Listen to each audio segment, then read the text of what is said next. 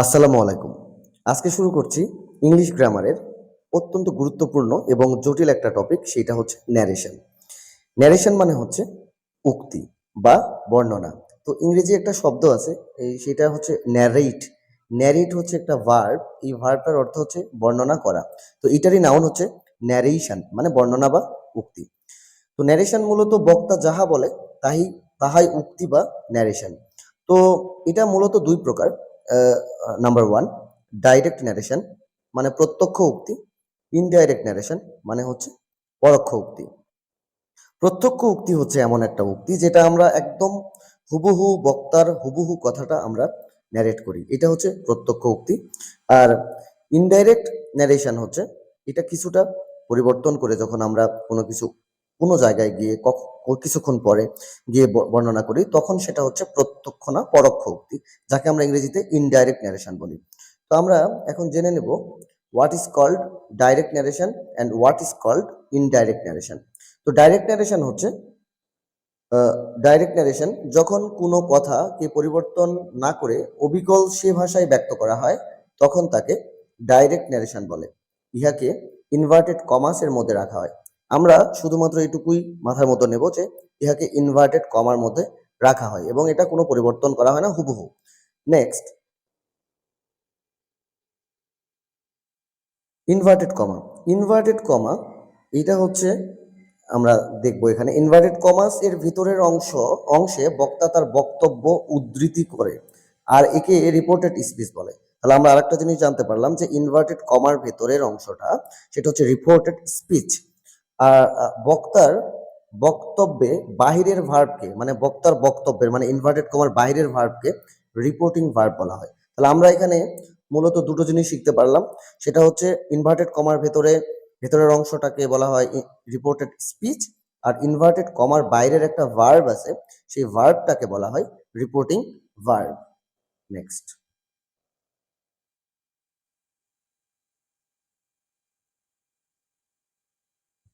Indirect narration. Indirect narration কাকে বলে? এই তো ইনডাইরেক্ট ন্যারেশন যখন কোনো কথাকে পরিবর্তন করে সে ভাষা ব্যক্ত করা হয়, তখন তাকে ইনডাইরেক্ট ন্যারেশন বলে। তো আমরা বুঝতেই পাচ্ছি যে ডাইরেক্ট ন্যারেশন ইনভার্টেড কমার ভেতরে থাকে, আর ইনডাইরেক্ট ন্যারেশন ইনভার্টেড কমার থাকে না, তখন এটা পরিবর্তন করে আমরা নিজের মতো করে বর্ণনা করে থাকি। আরো ভেতর দিয়ে গেলে আরো কিছু বুঝতে পারবো। ন্যারেশন পারতে হলে যা জানতে হবে সেগুলি নিয়ে এখন আলোচনা করব। ন্যারেশন পারতে হলে আমাদের কি কি বিষয়ে ধারণা লাভ করতে হবে? প্রথম, নাম্বার ওয়ান, সেন্টেন্স চেনার উপায় জানতে হবে। নাম্বার টু, সেন্টেন্সের পরিবর্তন জানতে হবে, মানে ইন্টারোগেটিভ সেন্টেন্সকে অ্যাসার্টিভে পরিবর্তন করতে হবে, অপটেটিভ সেন্টেন্সকে অ্যাসার্টিভে পরিবর্তন করতে হবে, এক্সক্লেমেটরি সেন্টেন্সকে অ্যাসার্টিভে পরিবর্তন করতে হবে, মানে সকল সেন্টেন্সে ডিরেক্ট ন্যারেশনের যে সেন্টেন্সই থাক না কেন সেটাকে অ্যাসার্টিভে পরিবর্তন করতে হবে। নাম্বার থ্রি, পার্সন এর পরিবর্তন করতে হবে, পার্সনের পরিবর্তন করতে হবে। নাম্বার ফোর, ভার্বের পরিবর্তন করতে হবে। নেক্সট, আমরা নাম্বার ওয়ান, সেন্টেন্স চেনার উপায়। এখন আমরা জানবো যে সেন্টেন্স কিভাবে চেনা যায় আর সেটাকে কিভাবে পরিবর্তন করা যায়। তো নাম্বার ওয়ান, সেন্টেন্স চেনার উপায়। Number one, assertive sentence. Assertive sentence মানে হচ্ছে বর্ণনামূলক বাক্য। যে সেন্টেন্সের সাবজেক্ট প্রথমে থাকবে সেই সেন্টেন্স হচ্ছে অ্যাসার্টিভ সেন্টেন্স। আমরা এখানে দেখতে পাচ্ছি সাবজেক্ট প্রথমে থাকলে এটা হচ্ছে assertive sentence. Number two, example একটা নেওয়া যেতে পারে, যেমন Mashfi is my son. Mashfi is my son, এটাতে আমরা মাশফি শব্দটা এটা হচ্ছে প্রথমে আছে, this is a subject, that's why this sentence is an assertive sentence. এভাবে সাবজেক্ট আগে থাকলেই সেন্টেন্সগুলো অ্যাসার্টিভ সেন্টেন্স হবে। Next, interrogative sentence number two. তো ইন্টারোগেটিভ সেন্টেন্সে দু ধরনের সেন্টেন্স রয়েছে ইন্টারোগেটিভ। প্রথম ধরন হচ্ছে ডাব্লিউএস কোশ্চেন দ্বারা যে ইন্টারোগেটিভ সেন্টেন্স হয় এবং অক্সিলারি ভার্ব দ্বারা, মানে ডাব্লিউএস কোশ্চেনের পরে ডাব্লিউএস ওয়ার্ডের পরে অক্সিলারি ভার্ব থাকে। এটা নাম প্যাটার্ন ওয়ান। আরেকটা প্যাটার্ন আছে, সেটা হচ্ছে অক্সিলারি ভার্ব থাকবে। এই প্যাটার্নে প্রথমে ডাব্লিউএস ওয়ার্ড থাকবে না, এখানে অক্সিলারি ভার্ব থাকবে, মানে সাহায্যকারী ভার্ব থাকবে, এবং লাস্টে এই জিনিসটা থাকবে, ওয়ার্ড চিহ্ন বা কোশ্চেন মার্ক বা ইন্টারোগেশন মার্ক যেটাকে আমরা বলি। তো এই ইন্টারোগেশন মার্ক দেখলেই আমরা বুঝবো যে the sentence is an interrogative sentence. Okay, example আমরা নিতে পারি, হোয়ার আর ইউ গোয়িং। এটা এখানে ডাব্লিউএস ওয়ার্ডটা আগে আছে, আমরা দেখতেই পাচ্ছি হোয়ার, তো তারপর ভার্ব আছে আগে, তারপরে তো আমরা এখানে দেখতে পেলাম যে প্রথমে ডাব্লিউএস ওয়ার্ড থাকবে, তারপরে ভার্ব থাকবে। তো এই জন্য এখানে হোয়ার আর ইউ গোয়িং এটা হচ্ছে ইন্টারোগেটিভ সেন্টেন্স। আর লাস্টে আমরা যেটা দেখতে পাচ্ছি এটা হচ্ছে প্রশ্নবোধক সেন্টেন্স, কারণ because of having interrogation mark, that's why the sentence is called an interrogative sentence. আচ্ছা, এখানে বৈশিষ্ট্য যেগুলো পেলাম সেগুলো হচ্ছে ডাব্লিউএস ওয়ার্ড, সাহায্যকারী ভার্ব আর একটা ইন্টারোগেশন মার্ক। তো এই তিনটা বৈশিষ্ট্য এখানে পেলাম। নেক্সট, আর ইউ ইটিং, এখানে যেটা বৈশিষ্ট্য পাচ্ছি এটার বৈশিষ্ট্য হচ্ছে কোনটা? এটার বৈশিষ্ট্য আমরা এই যে এখানে দেখতে পাচ্ছি কোশ্চেন মার্ক, আবার এখানে দেখতে পাচ্ছি অক্সিলারি ভার্ব প্রথমে। তো these are the symptoms or features of an interrogative sentence. তো এইভাবে আমরা ইন্টারোগেটিভ সেন্টেন্স চিনে থাকবো। নেক্সট, আমাদের যেটা সেন্টেন্স চেনার উপায়ের মধ্যে যেটা জানতে হবে, number 3 imperative sentence. Imperative sentence কিভাবে জানবো আমরা? ইম্পারেটিভ সেন্টেন্স এভাবে জানতে হবে যে প্রথমে প্রেজেন্ট ফর্ম থাকবে, ভার্বের প্রেজেন্ট ফর্ম থাকবে, মানে V1 থাকবে। তাছাড়া ডন্টও থাকতে পারে, প্রেজেন্ট ফর্মের আগে ডন্টও থাকতে পারে, নেভার থাকবে, তারপরে প্রেজেন্ট ফর্ম থাকতে পারে। মানে এগুলো কিন্তু স্ল্যাশ দ্বারা আছে, প্রেজেন্ট ফর্ম দ্বারা শুরু হতে পারে, ডন্ট দ্বারা শুরু হতে পারে, আবার নেভার দ্বারাও শুরু হতে পারে, তবে নেভারের পরে একটা প্রেজেন্ট ফর্ম ভার্ব থাকবে। প্লিজ থাকতে পারে, কাইন্ডলি থাকতে পারে, লেট থাকতে পারে। তো এগুলি যদি প্রথমে থাকে তাহলে sentence will be called or sentence will be considered as an imperative sentence. তাহলে আমরা বুঝে ফেলেছি যে ইম্পারেটিভ সেন্টেন্স কিভাবে আমরা চিনব। প্রেজেন্ট ফর্ম অফ ভার্বস থাকবে প্রথমে, নয়তো ডন্ট থাকবে, নয়তো never plus present form verb থাকবে, নয়তো কাইন্ডলি থাকবে, প্লিজ থাকবে, নয়তো লেট থাকবে। তো আমরা এখানে দেখে নেই যে ইন্টারোগেটিভ সেন্টেন্স এটা কিনা। যেমন আমরা এখানে দেখতে পাচ্ছি সি, সি একটা কি? সি একটা হচ্ছে ভার্ব, মানে দেখা। তাহলে সি যদি ভার্ব হয় তাহলে প্রথমে কোনটি সেন্টেন্সের ভার্ব থাকে? ইন্টারোগেটিভ, ইম্পারেটিভ সেন্টেন্সের। তাহলে this sentence is called an imperative sentence because of having verb, present form of verb in the first, at first. That's why the sentence is called or will be considered as an imperative sentence. Okay, let's another example. Don't call them, don't call them, এটা একটা imperative sentence because this sentence has don't in the very beginning. তাহলে এই সেন্টেন্সের শুরুতেই don't রয়েছে, that's why it's an interrogative imperative sentence. আচ্ছা, তারপরে আমরা দেখতে পাচ্ছি আরেকটা জিনিস কল। তাহলে ডন্টের পরে একটা V1ও দেখতে পাচ্ছি, V1ও দেখতে পাচ্ছি। সো এটা হচ্ছে imperative sentence. Next, please sit down. তো এখানেও ইম্পারেটিভ সেন্টেন্স এটা, প্লিজ সিট ডাউন, কারণ আমরা এখানে দেখতে পাচ্ছি যে প্লিজ থাকবে, ইম্পারেটিভ সেন্টেন্সে প্লিজ থাকতে পারে। তো এই যে প্লিজ থাকতে পারে, এখানেও প্লিজ রয়েছে। তো এভাবে আমরা সেন্টেন্স চিনবো। কি থাকলে? প্রেজেন্ট ফর্ম থাকবে, ডন্ট থাকবে, নেভার থাকবে, প্লিজ থাকবে, কাইন্ডলি থাকবে, লেট থাকবে। তো এগুলোর যে কোনো একটা থাকলে আমরা সেই সেন্টেন্সটাকে ধরে নেব as an imperative sentence. Next, sentence চেনার উপায়ে আমরা আরেকটা সেন্টেন্স, আরো দুইটা সেন্টেন্স রয়ে গেছে আমাদের এখানে, অপটেটিভ সেন্টেন্স। তো অপটেটিভ সেন্টেন্স আমরা কিভাবে চিনতে পারি? অপটেটিভ সেন্টেন্স মে প্রথমে থাকলে, শেষে ফুল স্টপ। তাহলে এটাতে খুবই ইজি ব্যাপার যে মে প্রথমে থাকবে আর শেষে ফুল স্টপ থাকবে। তো নেক্সট, যেমন মে ইউ লিভ লং। তো মে ইউ লিভ লং, এটাতে তো মে আছে প্রথমে, that's why it's an optative sentence. তো এভাবে আর শেষে ফুল স্টপ আছে। তো এক্ষেত্রে আমরা অপটেটিভ সেন্টেন্সটাকে চিনে ফেলতে পারি। Next, good morning. হ্যাঁ, এটা এগুলো সেন্টেন্স, কি কি সেন্টেন্স অপটেটিভ হয়? আসলে অপটেটিভ সেন্টেন্স মানে কি? অপটেটিভ সেন্টেন্স মানে হচ্ছে ইচ্ছা বা আকাঙ্ক্ষা বা প্রার্থনামূলক বাক্য। তো এই প্রার্থনা কি? আমরা যখন কাউকে গুড মর্নিং জানাই তখন তো সেটা প্রার্থনাই হয়। আমরা যখন কাউকে গুড মর্নিং জানাই তখন সেটা আকাঙ্ক্ষা, শুভাকাঙ্ক্ষা হয়, শুভকামনা করা হয়। তো সেজন্য গুড মর্নিংটাও অপটেটিভ সেন্টেন্স। তারপর আমরা দেখতে পাচ্ছি গুড নাইট, এটাও একটা অপটেটিভ সেন্টেন্স, শুভকামনা করা হচ্ছে। Good bye, these are all optative sentences. Okay, that's why আমরা এখন থেকে অপটেটিভ সেন্টেন্স চিনে ফেলতে পারবো। যদি কোনো আকাঙ্ক্ষা, ইচ্ছা, প্রার্থনা বোঝায় তাহলে আমরা বুঝবো যে অপটেটিভ সেন্টেন্স। তবে কোনো কোনো সেন্টেন্সে বা বেশিরভাগ ক্ষেত্রেই মে থাকতে পারে প্রথমে আর লাস্টে ফুল স্টপ থাকবে। নেক্সট, সেন্টেন্স চেনার উপায়ে আমরা লাস্ট বারের মানে এটাই 5 নাম্বার, 5টা সেন্টেন্সের লাস্ট সেন্টেন্স এটা, সেটা হচ্ছে এক্সক্লেমেটরি সেন্টেন্স। তো এক্সক্লেমেটরি সেন্টেন্সে আমরা কি দেখতে পাবো? এক্সক্লেমেটরি সেন্টেন্সে আমরা দেখতে পাবো হোয়াট, আ অথবা অ্যান। তারপরে প্রথমে কিন্তু দেখতে পাবো হোয়াট আ অথবা অ্যান, তারপরে দেখতে পারতে পারি, তারপরে কি দেখতে পারি হাউ প্লাস অ্যাডজেক্টিভ,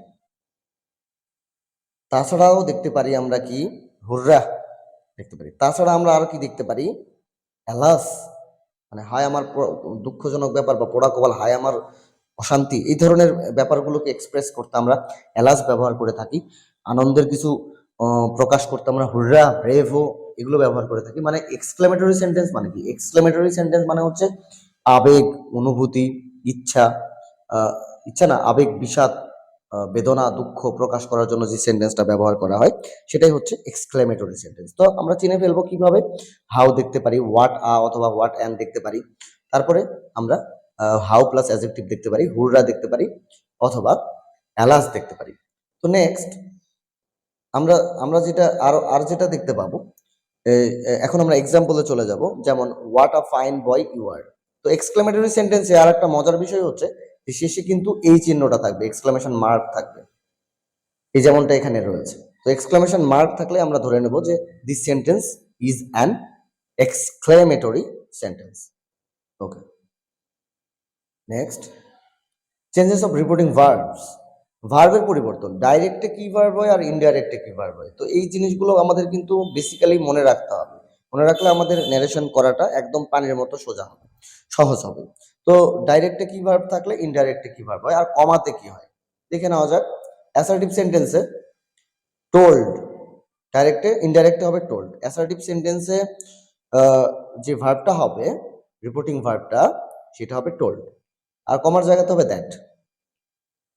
ইন্টারোগেটিভ সেন্টেন্সে আক্সড, রিপোর্টিং ভার্বটা হবে আক্সড, আর কমার জায়গাতে হবে ইফ অথবা ডাব্লিউএইচ ওয়ার্ডটা। এখানে বলে নেওয়া ভালো যে ইফ হবে যখন ইয়েস নো কোশ্চেন হবে, মানে অক্সিলারি ভার্ব দ্বারা যেগুলো প্রশ্নবোধক সেন্টেন্স হবে, যেগুলো প্রশ্নবোধক সেন্টেন্সের অক্সিলারি ভার্ব আগে থাকবে, সেগুলো সেন্টেন্সের ইনভার্টেড কমার পরিবর্তে কি হবে, ইফ হবে। আর যেগুলো সেন্টেন্সে ডাব্লিউএইচ ওয়ার্ড দ্বারা যেগুলো সেন্টেন্স শুরু হবে ইন্টারোগেটিভ, সেই সেন্টেন্সগুলোতে ইনভার্টেড কমার পরিবর্তে হবে ডাব্লিউএইচ ওয়ার্ডটা। এখানে আমরা দেখতে পাচ্ছি ডাব্লিউএইচ ওয়ার্ডটা ইনভার্টেড কমার পরিবর্তে হবে।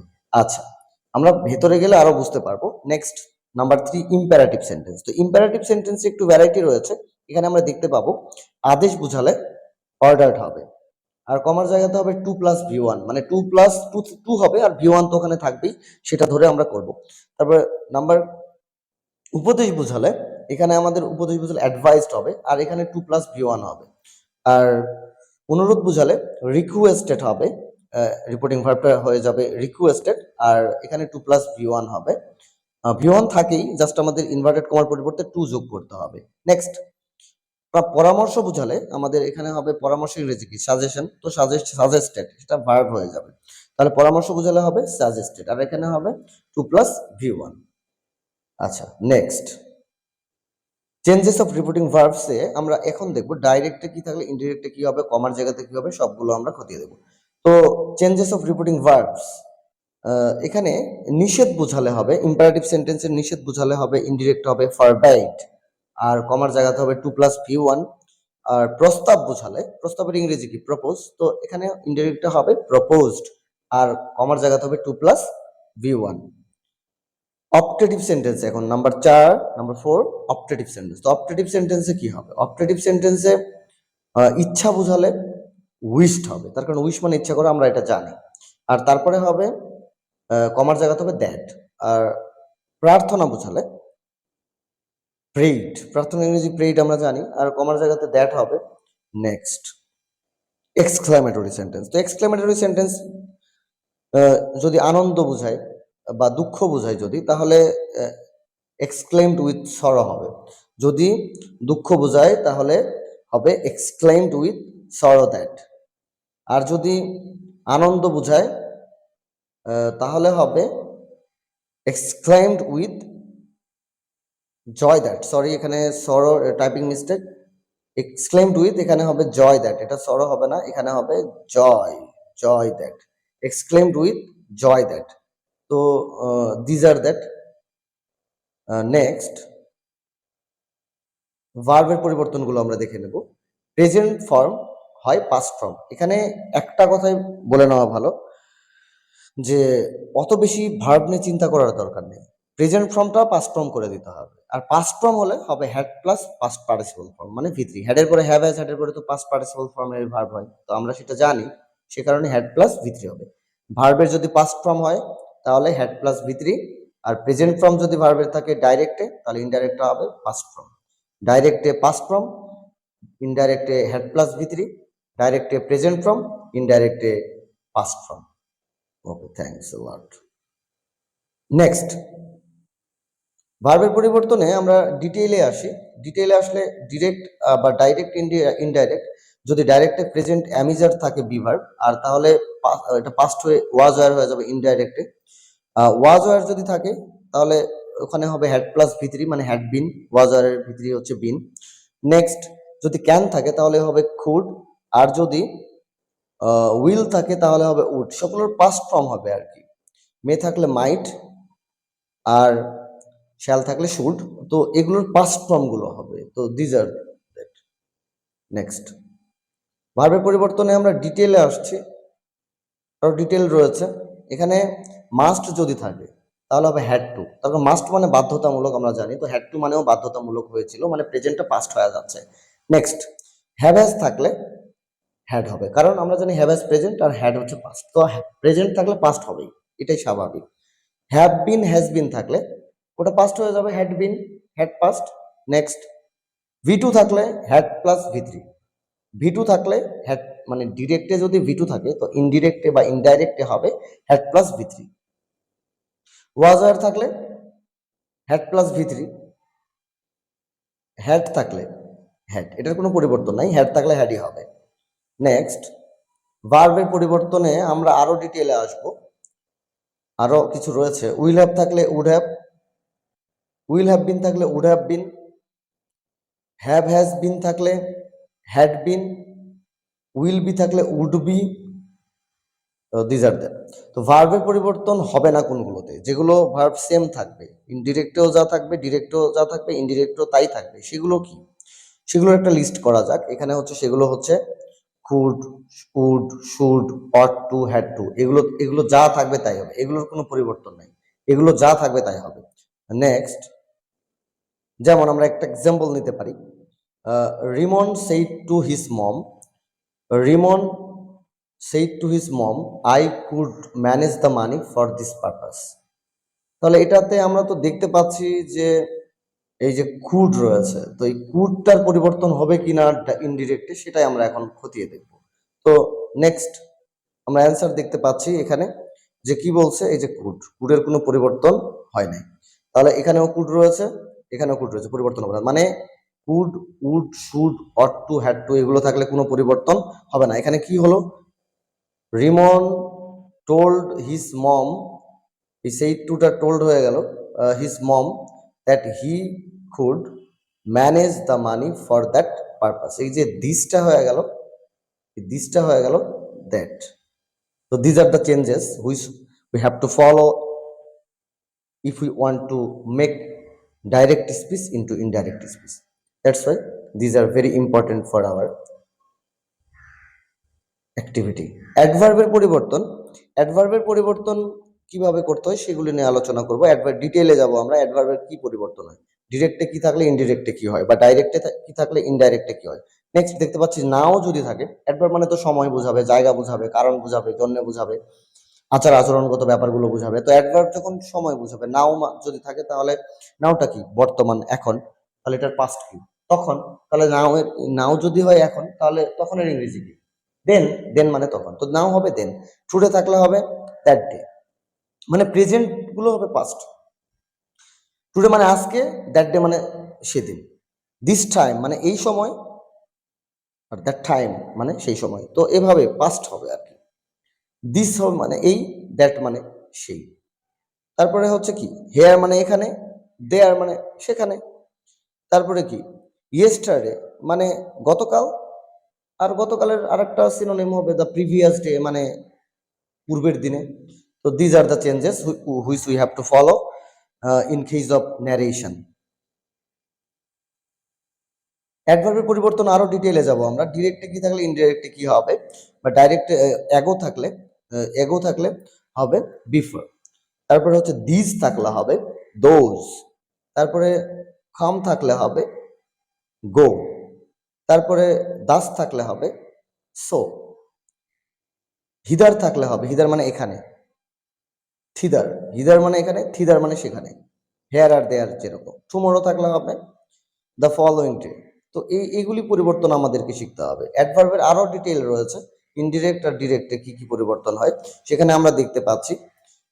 যখন টু নাইট থাকবে তখন হবে দ্যাট নাইট, যখন লাস্ট মান্থ থাকবে তখন হবে দ্য প্রিভিয়াস মান্থ, যখন লাস্ট নাইট থাকবে তখন হবে লাস্ট মানে the previous night, last night the previous night, মানে লাস্ট মানে আসলে দ্য প্রিভিয়াস এটার সাথে হিসাব পাতি হবে। তো লাস্ট নাইট মানে দ্য প্রিভিয়াস নাইট। তারপরে কি নেক্সট উইক, নেক্সটের সাথে হিসাব পাতি হবে এখানে। নেক্সট উইক মানে পরবর্তী সপ্তাহ বা আগামী সপ্তাহ। নেক্সট উইক থাকলে হবে the following week, next week থাকলে হবে the following week. Next hither থাকলে হবে থিদার, এটা আমরা we have already known it. Okay, tomorrow থাকলে হবে দ্য ফলোইং ডে, এটা we have already known. Okay, next পার্সনের পরিবর্তন। এটা কিন্তু খুবই গুরুত্বপূর্ণ বিষয়, এখানে অনেকেই হোঁচট খায়। তো এটা ভালো করে খতিয়ে দেখতে হবে, পার্সনের পরিবর্তনটা খুব ভালো করে শিখতে হবে। এক্ষেত্রে আমাদের যেটা জানা জরুরি সেটা হচ্ছে সাবজেক্টিভ, অবজেক্টিভ আর পসেসিভ, এই তিনটা সুন্দর করে দক্ষতা অর্জনের সাথে জানতে হবে। আর এই পার্সনে যদি দক্ষতা না থাকে তাহলে ন্যারেশন বারবার ভুল হবে এবং বিরক্ত লাগবে। তো এখানে আমরা একটু মনোযোগ দেব। ফার্স্ট পার্সন ফলো করবে বক্তাকে, সেন্টেন্সের বক্তাকে ফলো করবে রিপোর্টেড স্পিচের ফার্স্ট পার্সন, বা বক্তা অনুসারে পরিবর্তন হবে। ফার্স্ট পার্সন গুলো কি? ফার্স্ট পার্সন গুলো হচ্ছে I, me, my, we, our, us, our. তো এগুলো হচ্ছে ফার্স্ট পার্সন, এগুলো হচ্ছে ফার্স্ট পার্সন। তো এগুলো এখানে আবার ফার্স্ট পার্সন সিঙ্গুলার আছে, প্লুরাল রয়েছে, যেমন আই হচ্ছে ফার্স্ট পার্সন সিঙ্গুলার, মি হচ্ছে সিঙ্গুলার, মাই হচ্ছে সিঙ্গুলার, উই হচ্ছে প্লুরাল, আস হচ্ছে প্লুরাল, আওয়ার হচ্ছে প্লুরাল। তো ফার্স্ট পার্সন সিঙ্গুলার প্লুরাল এগুলো দুটোই রয়েছে এখানে। তো আমরা ফার্স্ট পার্সন কি অনুসারে পরিবর্তন হবে? বক্তা অনুসারে। সেকেন্ড পার্সন, সেকেন্ড পার্সন শ্রোতা অনুসারে। তো বক্তব্য যখন দেওয়া হয় তখন বক্তা থাকে আবার শ্রোতাও থাকে। তো শ্রোতা অনুসারে পরিবর্তন হবে সেকেন্ড পার্সন, আর বক্তা অনুসারে পরিবর্তন হবে ফার্স্ট পার্সন। তো সেকেন্ড পার্সন গুলো কি? You, your. তো এখানে সেকেন্ড পার্সন রয়েছে, আর একটা পার্সন রয়েছে সেটা হচ্ছে থার্ড পার্সন। থার্ড পার্সন পরিবর্তনের কোনো দরকার নেই, কোনো পরিবর্তন হবে না। ফার্স্ট পার্সন আর সেকেন্ড পার্সন বাদ দিয়ে যতগুলো পার্সন রয়েছে সবগুলো থার্ড পার্সন। তো এই জন্য এখানে থার্ড পার্সন গুলো আমি উল্লেখ করি নাই, অনেক রয়েছে, সে কারণে এটার কোনো পরিবর্তন হবে না। ডাইরেক্টে যেটা থাকবে ইনডাইরেক্টও সেইটাই হবে। তো নেক্সট পার্সনের পরিবর্তনে আমরা একটু এক্সাম্পল দেখে নিতে পারি। এখানে ডাইরেক্ট আর ইনডাইরেক্টে ফার্স্ট পার্সন এটা বক্তা অনুসারে পরিবর্তন হয়, সেকেন্ড পার্সন শ্রোতা অনুসারে পরিবর্তন হয়। ওকে, নেক্সট থার্ড পার্সনের কোনো পরিবর্তন নেই। এখন বিশেষ দ্রষ্টব্য, সেইড পাস্ট টেন্সের স্থানে আমরা তো সবসময় দেখি বিষয়গুলো যে said, he said that, she said that, I said to you. তো এই ধরনের সেইড থাকে, তো কখনো কখনো পাস্ট টেন্সটা প্রেজেন্ট টেন্সও থাকে। তো এখানে আমরা এক্সাম্পল দিয়ে সেটা ক্লিয়ার করতে চাই। তো সেইড এই পাস্ট টেন্সের স্থানে সে থাকতে পারে, শ্যাল, উইল, তারপরে সে থাকতে পারে, প্রেজেন্ট হতে পারে বা ফিউচার হতে পারে। হলে ভার্বের কোনো পরিবর্তন হবে না। ভার্বের কোনো, এই 4 নাম্বার এটা বোঝার দরকার নেই, ভার্বের কোনো পরিবর্তন হবে না, মানে রিপোর্টেড স্পিচের ভার্বের কোনো পরিবর্তন হবে না যদি রিপোর্টিং ভার্বের প্রেজেন্ট ফর্ম হয়। রিপোর্টিং ভার্বের প্রেজেন্ট ফর্ম হলে রিপোর্টেড স্পিচের ভার্বের কোনো পরিবর্তন হবে না, শুধু পার্সনের পরিবর্তন হবে, সাবজেক্টের পরিবর্তন হবে, এগুলো যে অ্যাডভার্বের পরিবর্তন হবে, কিন্তু ভার্বের কোনো পরিবর্তন হবে না যদি রিপোর্টিং স্পিচের ভার্ব সেইড না হয়ে সে হয়, বা শ্যাল সে হয়, বা উইল সে হয়। প্রেজেন্টে যদি থাকে বা ফিউচারে যদি থাকে তাহলে রিপোর্টেড স্পিচের ভার্বের কোনো পরিবর্তন হবে না। এক্সাম্পল দেখে নেওয়া যাক। For example, direct Kabir says to Shaon, Kabir says to Shaon, I write a letter, I write a letter. Kabir says to Shaon. তো এখানে আমরা দেখতে পাচ্ছি যে সেইস, এটা কিন্তু পাস্ট না, প্রেজেন্ট। সেইস, তো এই প্রেজেন্ট হওয়ার কারণে এখানে এই যে আই রাইট আ লেটার, এটা রাইট ভার্বটাও প্রেজেন্ট। তো এই প্রেজেন্টটা এটা ইনডাইরেক্ট করার সময় পরিবর্তন হবে না। কেন হবে না? এই যে এই প্রেজেন্ট রিপোর্টিং ভার্ব হওয়ার কারণে এই ইনডাইরেক্ট করার সময় এই প্রেজেন্ট ফর্মটা পরিবর্তন হবে না। তো দেখে নেওয়া যাক এক্সাম্পলটা। এই যে দেখতে পাচ্ছি ইনডাইরেক্ট, তো কবি টেলস শাওন, তো শেষটা আমরা শেষও করতে পারি। শেষ করলে টু হবে, আর টেলস করলে কোনো টু বসাতে হবে না, তাই শেষটাকে আমরা টেল করতে পারি। তো এখানে দেখতে পাচ্ছি আমরা যে টেলস থাকার কারণে, সে এই যে প্রেজেন্ট ফর্ম হওয়ার কারণে, এটা ভি ওয়ান হওয়ার কারণে এখানে যে রাইটটাও ভি ওয়ান হয়েছে, যেটাই এটার মূল কথা আর কি। যে এটা যদি রিপোর্টিং ভার্বটা যদি প্রেজেন্ট ফর্ম হয় বা ফিউচার টেন্সে থাকে, তাহলে রিপোর্টেড স্পিচের যে ভার্বটা, এই যে রাইটটা, এটার কোনো পরিবর্তন হবে না। তো আমরা দেখতে পেলাম এখানে কোনো পরিবর্তন হলো না। তো এই এস যুক্ত হলে যে হি হওয়ার কারণে, তার কারণ আমি তো বলেছি যে সাবজেক্ট চেঞ্জ হবে, পার্সন চেঞ্জ হবে। তো পার্সন আই কাকে ফলো করবে? বক্তাকে ফলো করে, তো বক্তা কি এখানে কবি? এটা আমরা ভেতর দিয়ে গেলে অনেক বুঝতে পারবো। নেক্সট,